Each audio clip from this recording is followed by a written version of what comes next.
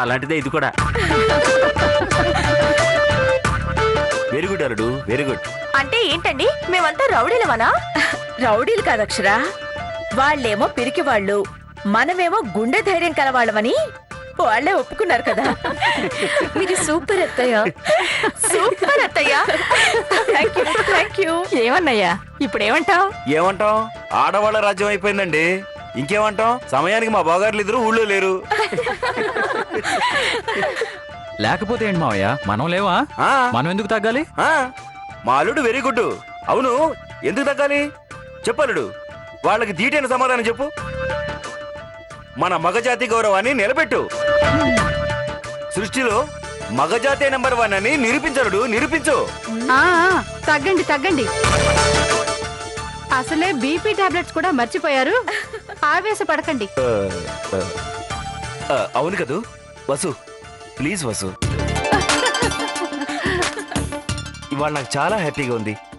ఇప్పుడు టాబ్లెట్స్ లేవని టెన్షన్తో ఎంజాయ్ చేయలేను.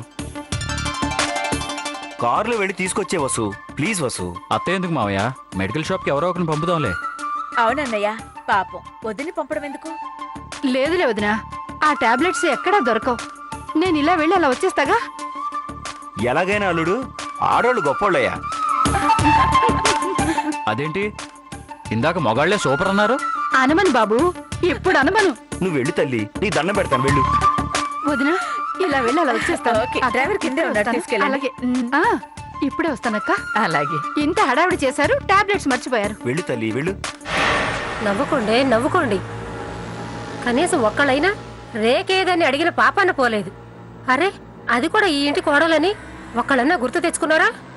దాన్ని మర్చిపోయి ఒకటే ఏకయకలు పకపకలు. ఎంతసేపులే, దాన్ని తీసుకురావడానికి వెళ్ళారుగా, తీసుకొస్తుంటారులే దాన్ని రాని. అప్పుడు అదే మీ అందరి సంగతి తేల్చేసి అవతల పారేస్తుంది. వదినా, ఏదే నా బంగారం ఏది? ఏందమ్మగారు, మీ మెడకి చేతులు కేసుకొని మమ్మల్ని అడుగుతారేంది?